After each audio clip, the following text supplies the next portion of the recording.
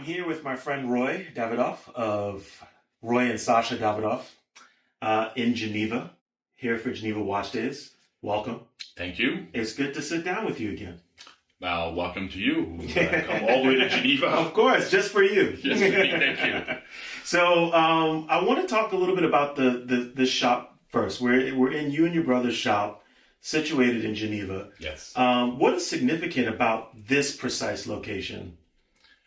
So what's quite interesting is my brother and I, 11 years ago, we got a little slow running start to start our company after being involved in watches for me practically 20 years beforehand. So now it's over 30 years. And my brother, quite a big decade also as well.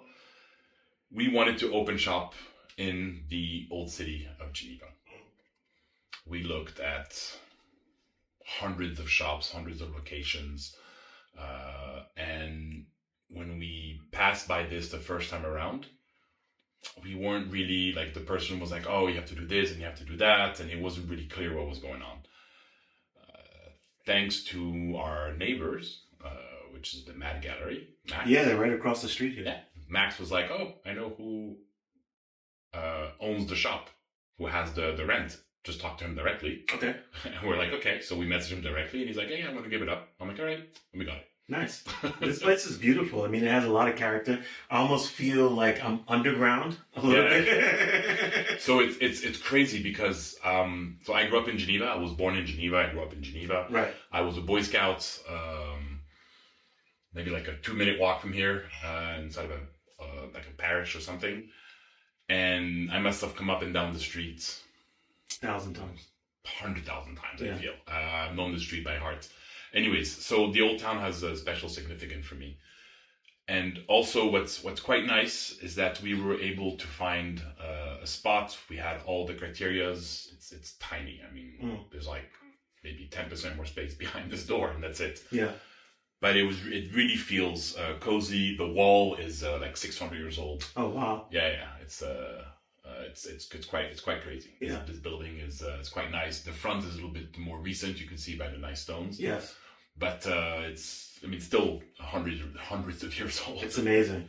It really and it's is. in the heart of the old town of Geneva, so we're quite happy. This episode of WCP is sponsored by Bezel, a trusted marketplace for buying and selling watches.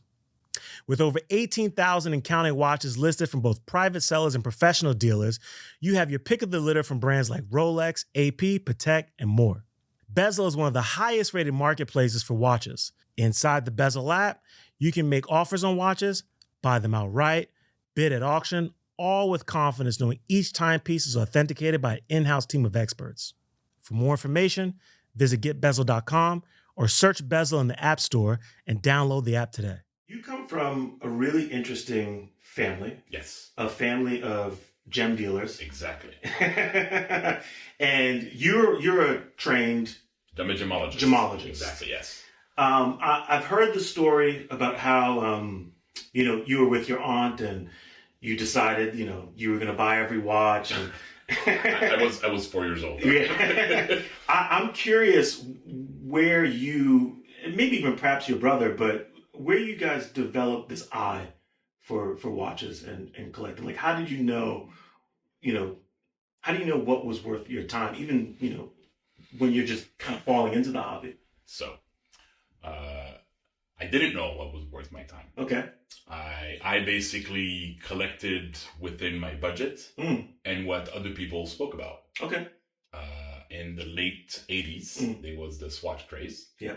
So we would just go out and buy swatches. For the same amount of money, you could buy a vintage Omega. It's wild.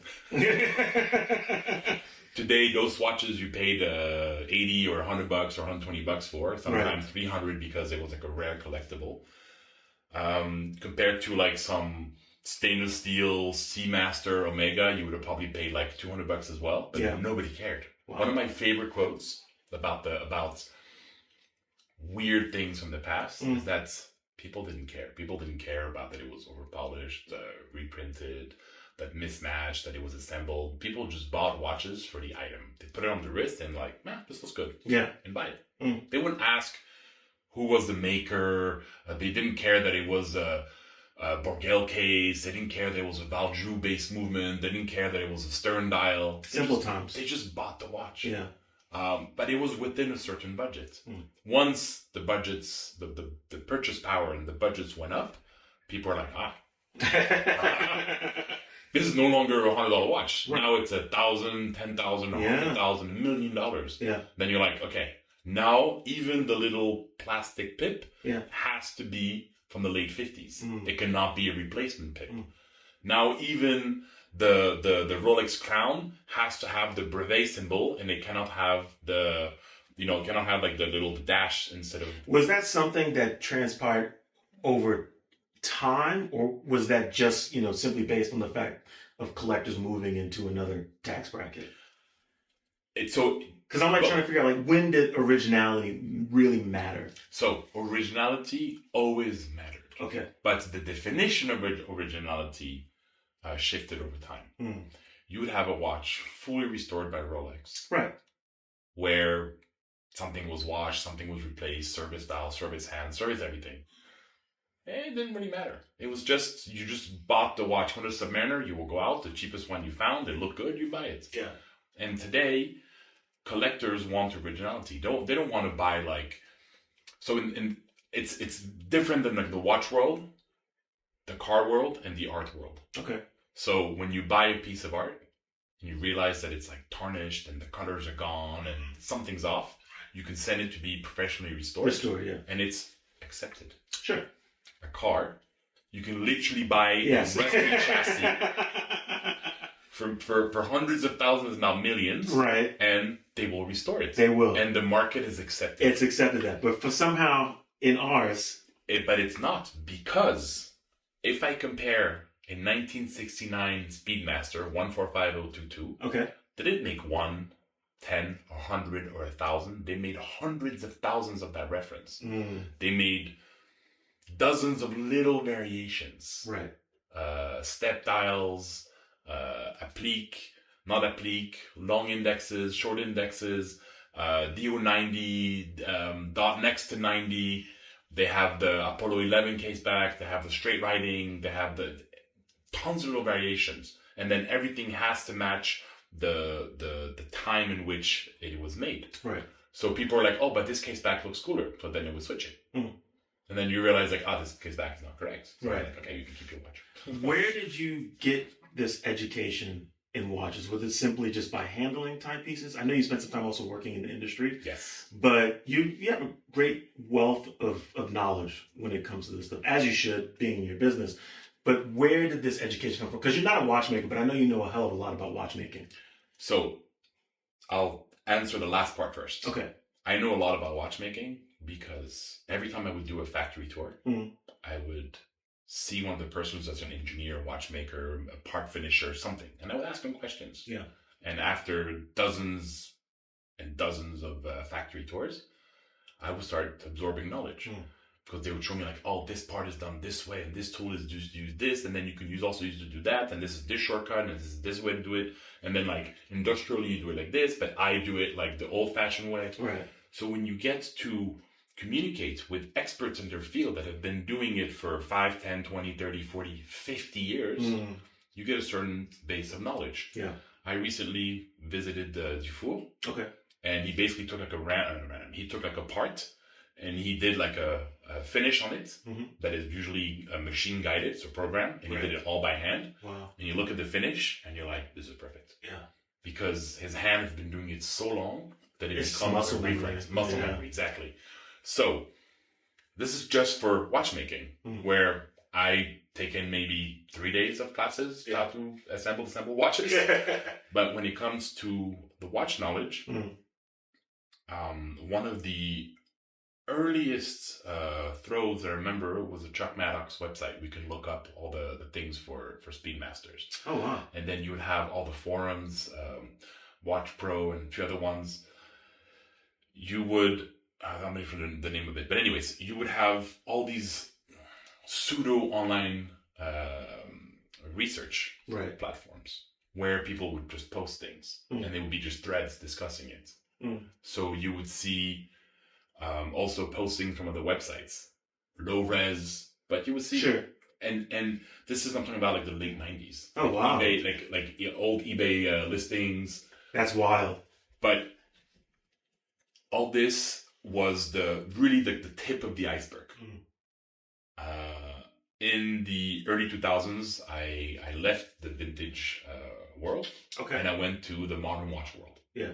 I worked for a couple of over a long time. I worked for a couple of watch brands, and then my brother and I decided to we're done. We're like, if we're gonna get in arguments, let's argue about our business and not somebody else's. Respect, understood. So in exactly 10 years ago, we started our company. Yeah. We opened the shop. We're celebrating our 10 years in like a month. That's incredible. Congratulations. Yeah, thank you. And through the network that I had built 25 years ago, and that I sort of kept in touch, and they're still my friends. I still stay at their houses, or I still, they're people that are near and dear to me. We were able to restart the business, I would say, with some ease, even though everything was there was always issues, right? Because there is growing pains, there is all these things that we wanted to be perfect. Perfection doesn't exist, but as good as we could have got. Sure. So to do that, you find someone, let's say on Instagram, that has something similar to what you receive. You reach out. Can you tell me more? What do you think of the one I have? This is really interesting. Yeah. And you start building connections. Yeah. It's not like you hit up some random guy on Instagram like, how much is my Comex worth? I'm like, which happens. Yes. But I have a friend who he basically posts people. Oh, really? Like every time someone says like how much, yeah, he answers with hello. Because you should have some type of conversation. Of course. We're not all like in the spectrum or ADD or whatever. There should be some sort of discussion. Yeah. And there is a polite way to do it. And then these people understand that, oh, this is really cool. Thank you for reaching out. I'm like, this is what I have. What do you think? I've seen what you have. There are polite ways of doing it. Right. If you've never done business with someone, it doesn't mean they won't help you, but they're not also a free resource. Yes. Because time is money. 100%.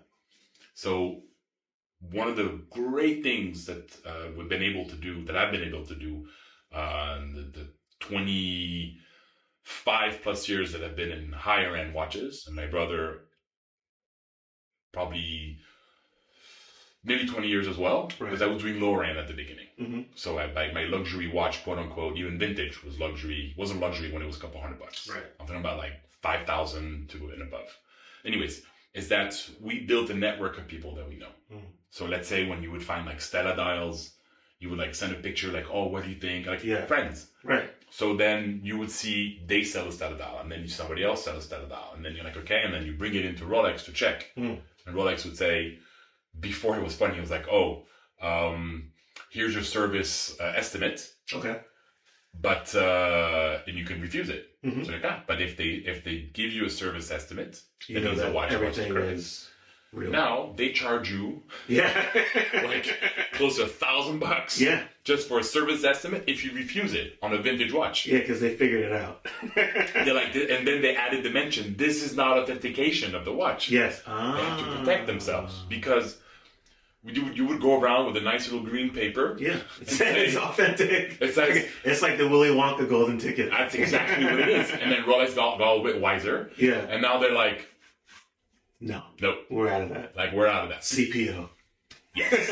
No, but they forced people to give the watches in for service. Yeah. And then you would charge like thousands of dollars. And sometimes if you could even use that and be nefarious. Yeah. Like literally a couple of weeks ago, somebody sent me a serviced watch with a serial number, with everything, with a Comex dial and a Comex case back. Wow. No good. Wow. Yeah. So interesting. So it's when someone does that amount of effort, you have to understand that. Well, it's big money. Yeah, but it's paper. It just has a serial number. So crazy. It doesn't say, for example, if I look at your social security number, it doesn't tell me anything about you. No. But this is what it is. They just put a serial number. It doesn't say if the watch is original, redone, recut, original dial. But the conversation in the last couple of years, so many collectors, especially new collectors, have it fixated in their mind: box, papers, and if you have those two things, you're secure. So the box and papers rule is actually quite interesting. Mm. All the rules and watch collecting are on the slide. Okay. It's like, for example, diamond colors. Mhm. It's not an exact color. Right. It's a scale. It's a scale. Yeah. It's not like a eye color. Mhm. It's like from H to Z. Yeah. It's like there's this whole thing There's with a side. variation. Yes. So collecting watches, box and papers. If a watch is from an important brand, Mm. from the top 10 brands, and the watch is less than, let's say, 20 years old, Mm-hmm. has to have box and papers. Okay. Has to. Yeah. If you're a collector. Yes.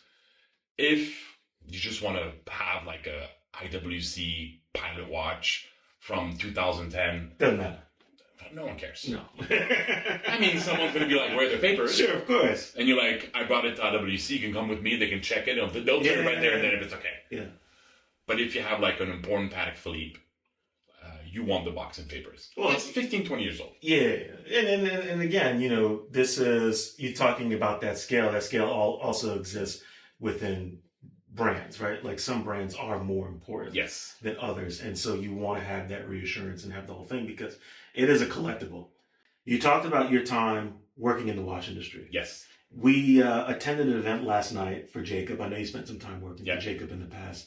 I want to talk to you about how important Jacob actually is. Jacob is definitely an outlier. Yeah. He doesn't accept nor wants to be like everybody else. Yeah. But he still wants to sell Mm-hmm. to everybody. Yeah. Whatever your budget is. Mm-hmm. So whether your budget is going to be 20K, 100K, a million, 10 million, they should go to him. Yeah.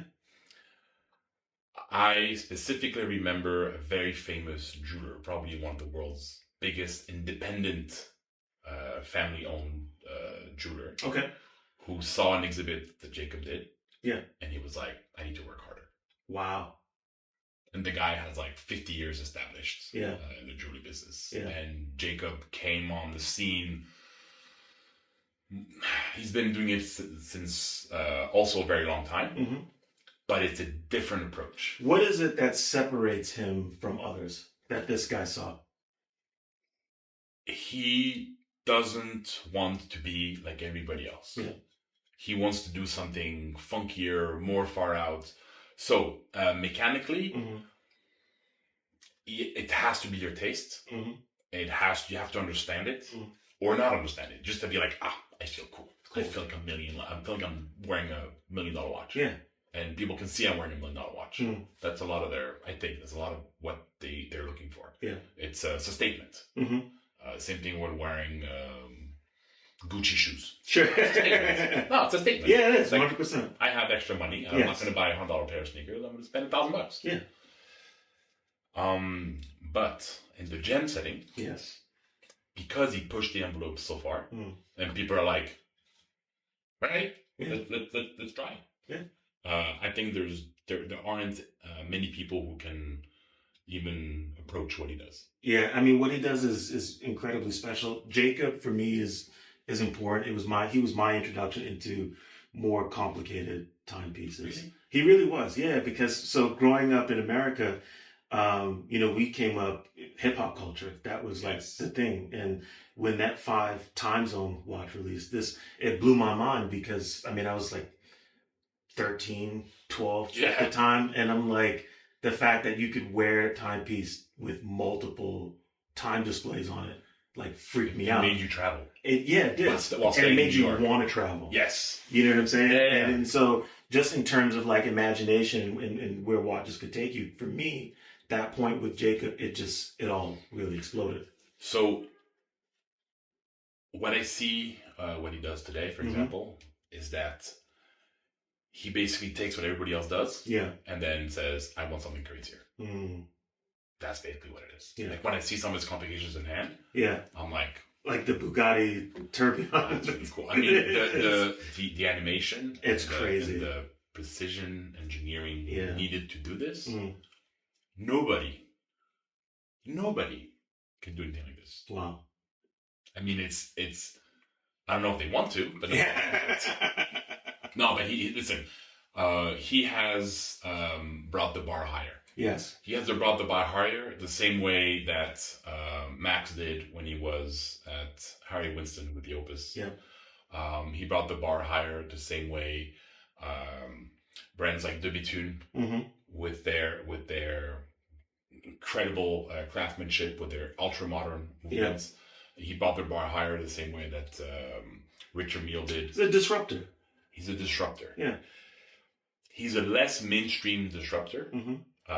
Some of the clients overlap. But when you see someone wearing like a full baguette, Jacob & Co.,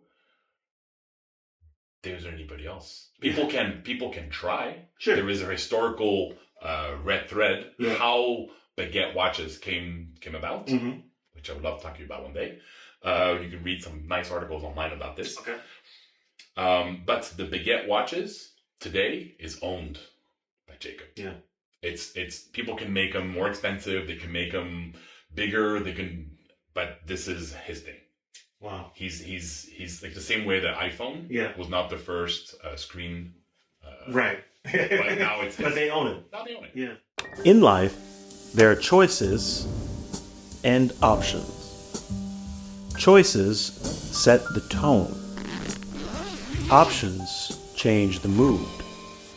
And while you aren't able to drive 2 cars, you can, however, travel with 2 watches. Introducing the Shuttle, a traveling watch case in collaboration with WCP and Wolf. Godspeed. Available at wristcheckpod.com. Yo, you know Bezel just launched auctions? Really? Yeah, they did. You could bid on watches inside the app. They give you notifications on auction drops, and it's still authenticated. Oh, shoot, I won. Yo, what you win? Man, don't worry about me, man. Go download the app. Go visit getbezel.com. Oh, come on, man. I want to talk to you about your collection. You sell vintage watches. Yes. But you collect mostly modern today. Yes. Why is that? So, I remember going to shows Yeah. and seeing like a showcase with the watches. Mhm. And look how those watches in the showcase. Whatever. And I see the guy wearing like a spectacular watch. Yeah. And I'm like, oh, is it for sale? He's like, no, it's mine. And I'm like, really? And it's like, really? Yeah. And I was like, I remember that feeling. Mm. It makes you feel bad. Yeah. So my brother and I made an effort that if we wear something, Mhm. it's for sale. Okay. Or it's new. Because if it's new, Yeah. you can just walk to the shop and buy one. 100%. You can literally log in from the 24 Yep. You can get it right there. and get it right there. Yeah. But if we're like, let's say we're wearing like some ultra rare Comex, for example, or some ultra rare Cartier, someone's like, oh, can I buy that? And they're like, no, because you have one for sale on the website. He goes, yeah, but this one's nicer. Mm. I was like, Yeah. So we kind of like created our own rules. Yeah. What I love about that too, it also makes it feel really special. You know, the fact that I could develop a relationship with a watch dealer and then buy a watch right off of his wrist. It's kind of cool. Yes. Yeah. So a lot of times when we wear vintage watches, Mhm. like if I go like vintage get-togethers, Yeah. so I'll wear like store watches. Yeah. And then if I go to like a collector's dinner and they're like, no watches for sale. Yeah. Okay. So there's no really overlap. Yeah. I want to talk to you about you have rules. We'll call them the house rules. Yeah. But you have a specific guardrails that you've put up in terms of your personal collection. Yes. What are those guardrails? And do you think others ought to create their own house rules when it comes to collecting? I have friends that started collecting 15, 10, 5, 2 years ago. Mm-hmm. And they're like, oh, I want like this watch and then that watch and then this watch. And I look at the collection, I'm like, I don't understand. Yeah. Like the person who has, let's say, 10 Rolexes and 5 Pateks, that's already a core collection. Yeah. And everything else they buy is satellites. Mm-hmm. They don't matter, but they can buy whatever they want. Sure. But the guy that's going to have like one Cartier, one Omega, one Tudor, but like let's say like a Black Bay 39, the one without the bezel or whatever the size is. He's gonna have like one weird Constellation or like a Pasha two-tone automatic chrono from like the 90s. You see that there's no one direction. Yeah, it's kind of just all over the place. It's all over the place. Yeah. You can. So we'll get into what the rules are. Mm-hmm. My original rules, when I didn't have the budget, I wanted all the icons. Okay. Each brand has icons. Yes. I wanted a memo box. I wanted a reverso. Mm-hmm. I wanted Vacheron Time Only. I wanted a Roy Loke. I wanted a Patek Nautilus. Yep. But when they were affordable, 15, 20K. No, when they seems like a lifetime ago now. Yes. And then in Rolex, I wanted the Sub, the GMT, the Daytona, the Day Dates. I wanted like really like you would just go down the line. Yeah. And you would all the icons, the classics. The icons. This was over 10 years ago. Yeah. Before we started the company. Mm. When we started the company, the budget we had for buying, we ended up buying a lot of Speedmasters, which we ended up selling a lot of Speedmasters. Yeah. Which when you handle, I'm going to say tens of thousands of Speedmasters, not thousands, tens of thousands of Speedmasters. Wow. A pattern definitely emerges. Okay. When we're able to speak to other big collectors. Yeah. Whether American collectors, German collectors, Italian collectors, the nicer ones though. You start getting patterns start really to emerge, right? But your own patterns. Mm. So we heavily invested in Speedmasters. So I started heavily collecting Speedmasters. Yeah, I had like 25 Speedmasters. Wow. I basically said for me, it's a Speedmaster had to be black dial. Mm-hmm. So I wanted every major black dial Speedmaster. Okay. And then the Alaska projects came out. I mean, they had come out before. Yeah. But I had the opportunity to buy one. Mm-hmm. And I put it on my wrist. And I was like, fuck, this is cool. It is. Do you ever wear it with the... Funny enough, okay, people are like, no one ever wears with the heat shield. Yeah. And I was like, you know what? Today I know what date it was. And I was like, I did 1 month. I wore it every day with the heat shield. Wow. Every day. Wow. And it was really funny because people like... They're like, what is that? What is that? And I'm like, it's a chronograph. And I was like, click. And they were like... Big UFO on your wrist. Yeah. And they wouldn't... Like, it surprised a lot less people than you think. Really? Yeah. Huh. Big red watch. Yeah, it's funny. Anyway, so my collection really went into Speedmasters. And then for like 5-6 years, it was just... I mean, really, like, I had like one Tudor because I wanted like a diver's watch. Sure. Then I got a second Tudor because I really liked the way it was done. And I was able to get like a special number on the back. And that's it. Yeah. I literally had like my 3-4 family heirlooms. I had like my 25 Speedmasters. Yeah. And I had like 2 other brands. That's it. Okay. I mean, literally nothing else. Wow. So I realized that like my collection is a bit narrow-minded. So I decided to venture out. And in 2019, I went and I was like, God, I really like the Sea Dweller. Okay. Yeah. It sits on my wrist. It has a red writing. It's like, it reminds me of the red Sub. Are you talking about the modern? Yes, Sea 43. Yes. So I went in the shop and I was like, in April, and when it came with release, I'm like, that's really cool, blah, blah. And I went in and they're like, in like June, end of June, I'm like, when do you think I could maybe get it? That time was already difficult to get them. And the son's like, oh, maybe by the winter. And I was like, dude, I'm going sailing in like in a month. This is like the stupidest shit I've ever heard.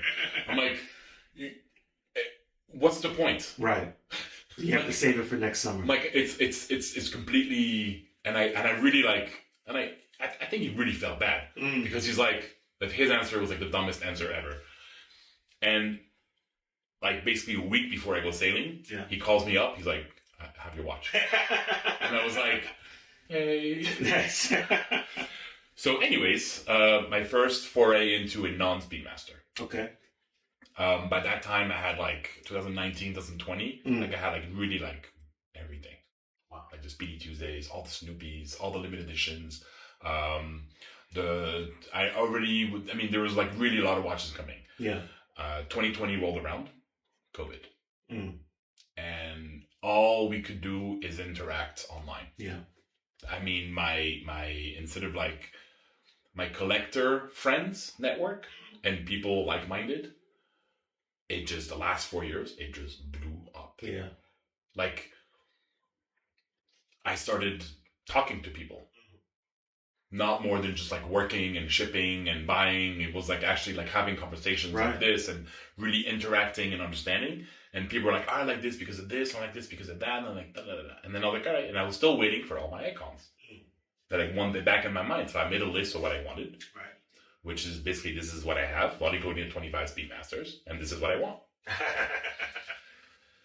So over the last 4 years, the list changed, went up and down. I saved up money, and then certain brands, certain friends put me in contact with certain brands, and they're like, what do you think of this watch? I'm like, it's actually really cool. He goes, would you want one? I was like, yeah, sure. So the watch arrived, and then the brand just did like a red carpet. Wow. Like, I literally felt like I just dropped $1 million in their shop. Huh. And and for life, the watch designer, the communication, marketing, the CEO, like, they call me up. I'll get them in the middle of the night and I'll go wherever they want. Which brand was this? You'll see the watches. Okay. You'll see the watches. Gotcha. And he just changed recently, so I'm gonna go ask him about what he's gonna do. But anyways, the point is that, and then regularly, the CEO of that brand, we chat. Yeah.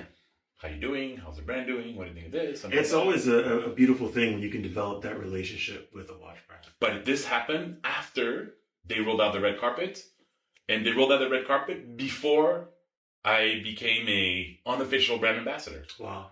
But it became like overnight. Yeah. And then I got like one watch, then I got a second watch, then I got a third watch, then I got a fourth watch. Wow. And then parallel to that, I was still saving up money to get my Nautilus and to get my AP, which, once the bank account goes up, you're like, it's coming back down. So I bought other brands. Sure. At the same time, my brother, we saw the Cartiers that came out, the 3-color Mustangs. Yes. So we went to our retailer. Yep. The black, the green, and the red. No, the blue. The blue. The blue. Yeah. I'll tell you about the black. Okay. The blue, the green, and red. So I went to my retailer because I'm really interested, blah, blah, blah. And like, we'll see what we can do. And they called us in. Mm. I was traveling. My brother goes in, and they didn't have the 2 other colors. They just had the blue. Okay. And the lady's like, oh, but you should go see Cartier. And we're like, all right. I hadn't bought a Cartier in 20 years. My mom has had a few Cartiers that I got her through the years. But for me, it was like this like quartz brand. Right. He went to Cartier, and our AD basically like they was like, it was, my brother was like, oh my god, this was like a fantastic experience. I bought these 2 watches and it was really nice. Mm-hmm. So we got the 2 watches. Okay. So now we had the blue, the green, and the red. Amazing. And then a friend of ours was like, oh, have you heard of this black dial they're making? Yeah. And we're like, what black dial? So we went to the lady. She's like, yeah, we can sell it to you, but it's only for you. You can't, like, it's not like a watch for, it's a Geneva local watch. Oh, wow. Yeah. So we got them. Okay. My brother and I. My mom got one. Mm-hmm. One of my really dear friends got one for him and one for his wife. Our other friend came and got one for her. Oh, wow. Our other friend came. So everybody got one. Yeah. Like our whole like watch collecting friends. I mean, people who like have a lot of basic collections, like 2, 3, 4, 5,000. Mm-hmm. Everybody went in. Nice. And now they're still going in. Yeah. They're buying a little charm, a little necklace, a little this, a little that. And then I have even like the friends. Well, basically now we all made a collection together. And then before the collection, my brother's like, I really want an NS, not an NS, I really wanted the special dial, the Roman Tonk Centré, the Roman numerals. And then it's taking like 6 months, 8 months, 9 months. And that guy goes, what about making a whole watch? And they're like, yeah, sure. That easy. It took like going back many times. And then I was introduced, I went to Watches and Wonders. I was introduced to the designer. I was introduced to the director of Switzerland, who's now the European director, which is awesome. And then all these people I'm meeting, and they're like, you guys are like resellers. And we're like, no. We're vintage dealers that happen to love modern watches as well. Yeah.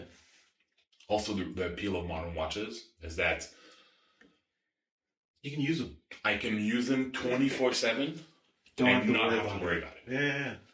Like I remember when I would literally snorkel with my brand new Speedmasters. People are like, "Oh," I was like, "Is there any brand new watch?" What's the worst thing that happens? Yes. Water goes in. I bring it in for service, and they'll fix it. It's not like it's a vintage double red sea dweller. Yeah, the water goes in, it's game over. Yes. So we ordered the NSO. Mhm. NSO was approved. We got like our 4 watches, which is insane. And then we got like, they were like, "Oh, what about like then by the year after?" I'm like, "What about this watch?" And we got that watch. What about this watch? We got that watch. We ordered this, ordered that. And because other brands completely left us out, like AP, we wanted a watch, and they were like, "Yeah, but you're dealers." And then I must have seen 50 to 100 50th anniversary in all the other stores in Geneva. Yeah, it's crazy. And I was like, Did it really matter? like everybody but me. So, Patek, the same thing. I had Right. people literally getting their 5712s. And then flipping them immediately. No, calling me up. To How sell. much can I get for my watch? And I was like, I can get one. You know what I mean? So, maybe a little bit bitter. So I was like, you know what? I'm going to invest with these other brands. So, for example, I'll tell you right away. Cartier, fantastic. Yes. Bulgari, fantastic. Omega, if you have a purchase history, also fantastic. Yeah. It's for me, every time I have a friend or a client that I don't even know that comes in to buy a Speedmaster, and they're like, "Yeah, but can I take a shower? Can I go in the water? Can I do this?" I'm like, go to the store, speak to either the director of the boutique or one of his employees, tell them that you came to my shop and that you want to buy a modern Speedmaster. Don't listen if they tell you can't go diving with it because it's a modern watch. You can. And you're not really going diving. Don't go jacuzzi yet. Yeah, don't go to jacuzzi. Don't take a hot shower. Yeah. You know, be nice to your watch, and you can do whatever you want. Yeah. It's for me, the Speedmaster, the modern Speedmaster remains one of the most exceptional chronographs ever produced. Yeah. 1964, 2024. It's the same. It's the same watch. It's the same watch. Yeah. There's no. It's the same watch. Yeah. It's like the longest running icon. Yeah. Anyways, so time progressed, but unfortunately Omega didn't release as interesting collabs, and I need to buy other watches. And then the price of Omega was like skyrocketed. I know. So I was like, I paid $2,000 for this. Someone's offering me $22,000. Speedmaster now is like over $8,000. Yeah, the retail. USD. Yeah. But it's a great watch. Still is. But that price has jumped up. So I feel that some retailers who the last 5 years have painstakingly moved away from giving discounts are gonna painstakingly. Oh, it's happening now. They're gonna go back to Of giving course. discounts. And I remember this side note. Sorry, I just saw a couple weeks ago, maybe a month ago, this like wrist sizer. Yeah. From Rolex. Oh, I saw that. Yeah, the big machine. You put your thing and just like reads it. Yeah. So, 20 years ago, Mm. I had the thought, because Rolex is just people, maybe 10 years ago, but no, like 15, 20 years ago, it was before I had this. I was like, with your Amex, you should be able to like have like a booth where you have your Rolex model. Yeah.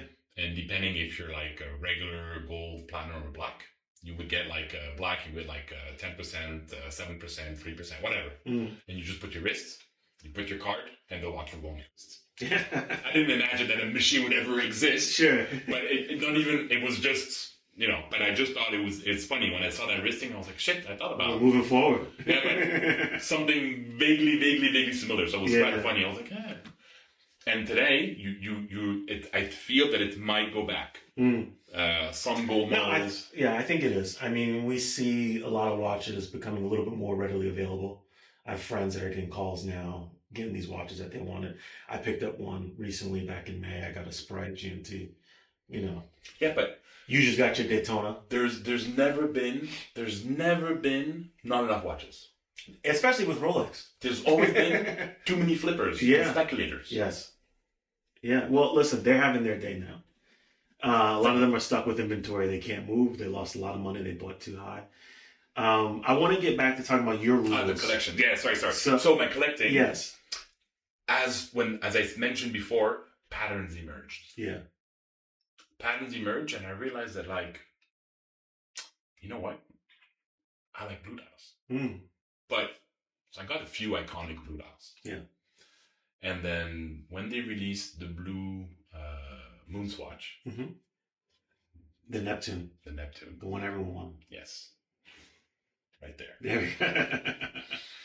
I put on my wrist, and I was like, you know what? Blue watches. So retroactively, Yeah. a pattern emerged. Right. And I was like, all right. So now you're going to consolidate. You're moving. So everything that is not monochromatic, Yeah. like the Daytona Panda or whatever, or is not blue, is out. Wow. I made some exceptions. Okay. My Gerald Genta, Right. which is silver with red pants. Yeah, but you put the blue strap on And it. I put a blue strap on. Yes. I was like, I'm keeping that one. Yes.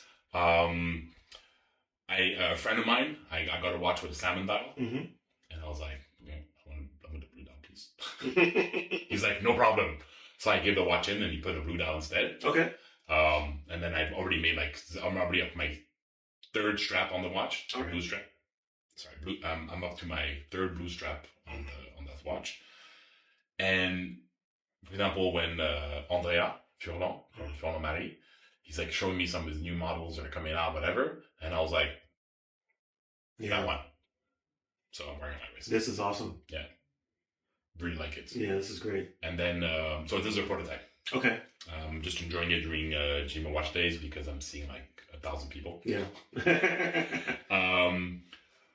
Similarly, I saw in my friend's office a couple of January. Yeah. I saw a really cool Louis Vuitton, the Escale. Yes. And I looked at the watch and I was like, yeah, it's cool. Yeah. It's like a little something. And those little blue accents, I was like, yeah. So I didn't react fast enough, and he sold it. Mm. And I told him, like, please, next time. So he's like literally a brother from another mother. Yeah. He called me up the next time he got one. He's like, better price, and you have to take it. And I was like, okay. Done deal. So I went to Louis Vuitton, and I ordered. This thing is awesome. Yes.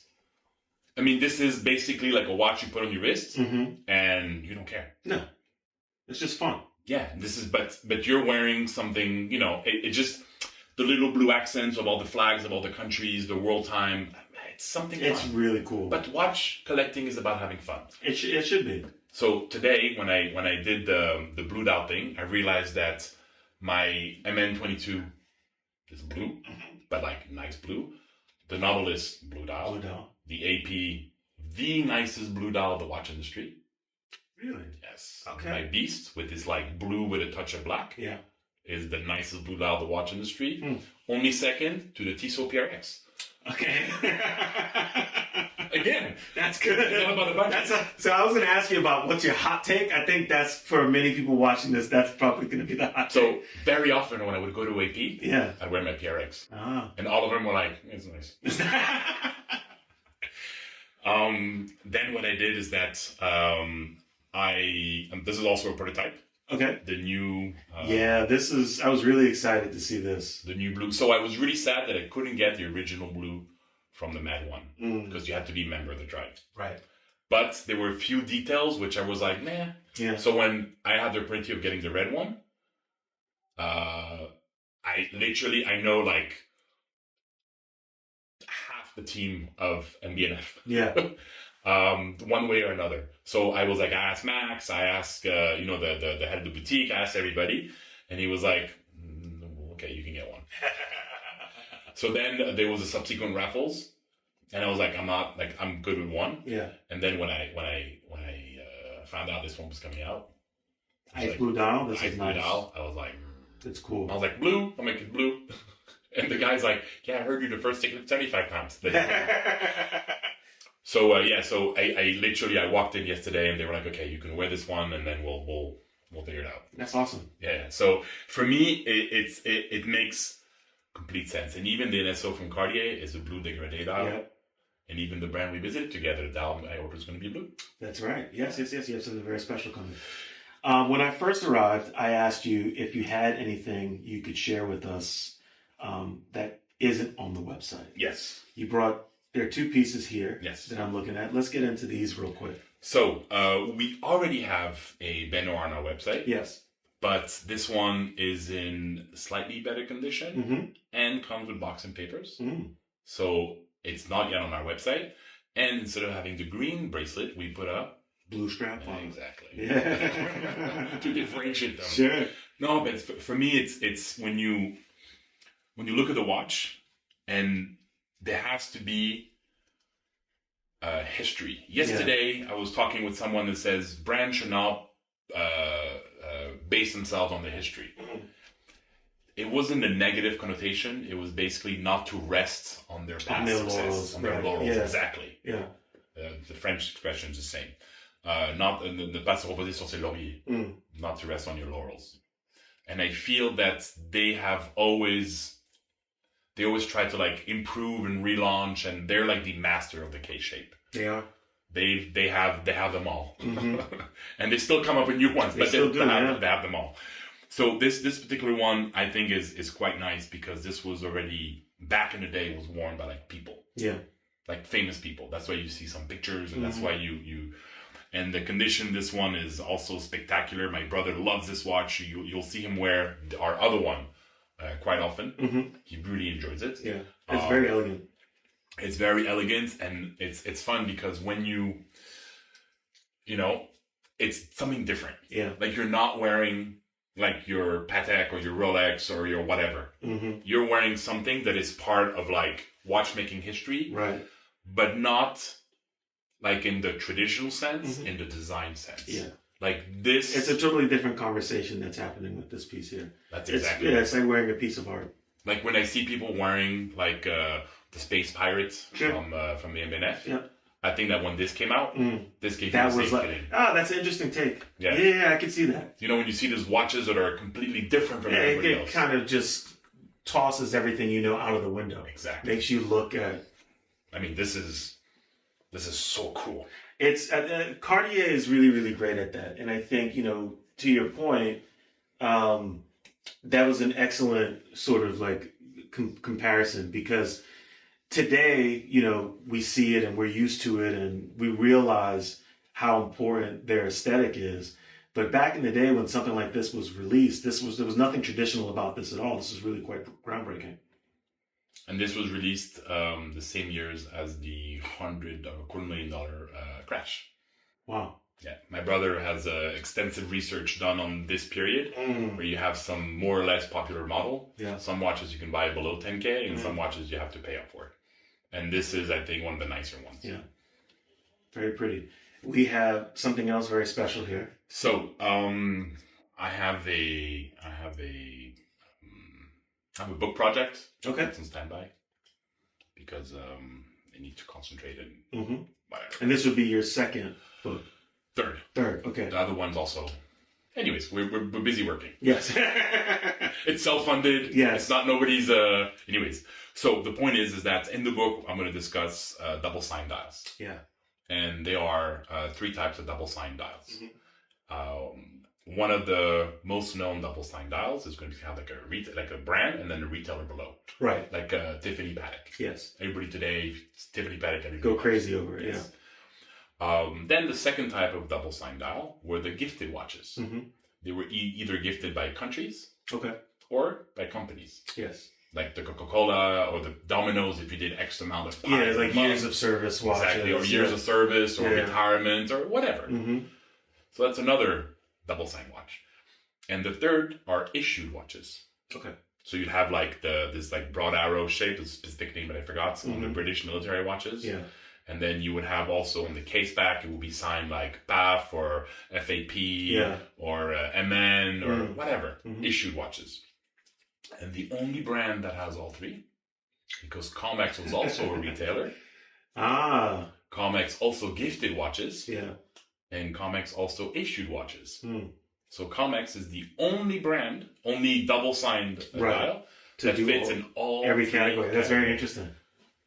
Today you will see double-signed dials, but they no longer abide by these rules. You have No. more collabs. Yes. It's not about being double-signed. It's basically, it looks like, it gives you that feeling Mm-hmm. of the old school issued watch or gifted watch. It's as close as we can get to Yes. today. As I picked up recently the Tudor Alinghi Red Bull. Exactly. Chrome, yeah. So this watch, for sure, even the MN today, Mm-hmm. there is the retailed one, Yes. double signed, Mm-hmm. because that's MN, and then there is the issued one. Yeah. That's actual MN divers can buy, Yes. which is maybe or maybe not on my list, As long as it's blue. but it is blue. Yeah. So this particular Comex is quite nice. Yeah. Nice aubergine colored faded bezel, nice matte dial. Yeah, the bezel is Submariner, almost brown. Yeah, it's. And what is this on the case pack? So this is basically their number. Okay. The original ones have like 3 digits. Mm. So the Comex is an interesting story. Okay. According to what I've understood Mhm. over time, early Comex trials were all done with Omegas. Oh, wow. Yes.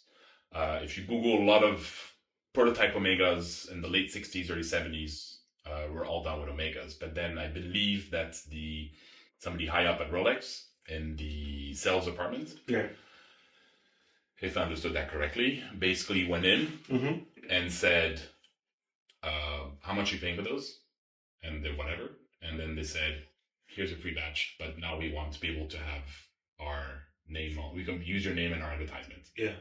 So they started making the comic styles. And where, as I was mentioning to you earlier, when you go to IKEA, see shirts hanging and the things, they have a very ugly IKEA stamp on the shirt because That's not to right. steal the clothes. Yeah. So Comex, all their issued watches, stamped a very ugly Comex on the dial, and a Yes. very deep engraving in the case back, people not to remove it. Ah. But nobody thought, Nobody thought that this was 50 going to years be later. the thing that everyone wanted to collect. exactly. That's I mean, so funny. this is as unattractive of a signature as can be, but it did the trick. It did the trick.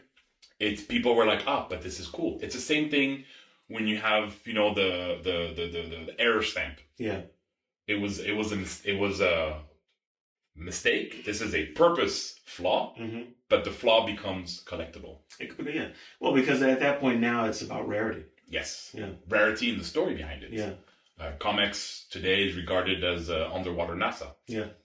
People, when you mention like pipelines, rigs, oil rigs, they're doing the hardest job in the world. Yeah. And they're wearing these watches while doing it. So funny. So funny. Roy, I want to say thank you for your time.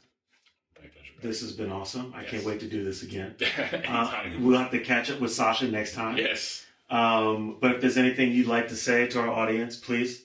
So I'm going to go back to the collecting question. Yes. Everyone should find a pattern, Hmm. whether it's a retroactive pattern. Let's say I collect only GMTs, Right. and then you can have like 50 references of GMTs. Yeah. Every year, basically, and every variation. There's no one rule. You should collect within your means. Yeah. You should collect, let's say, if you want all Richemont brands. Let's say you want all time onlys. Let's say you want to have one of each. The best diver, the best time only, the best chronograph. People should find what suits them. Yeah. And if what suits them is what they see other people have, that's fine That's too. fine. There's no problem saying, you know what, I love your watch. Yeah. I was telling you earlier, you asking me what I think of this. Yeah. And I said, It's got the Chat GPT Yeah, PB58. because the rarest dial Yeah. in the diver's watch is a 369 dial. Yeah. The rarest dial is when the black dial turns tropical, nice Yeah. and brown. And the metal associated with diving is bronze. Yeah. And all major brands that can allow themselves did bronze watches.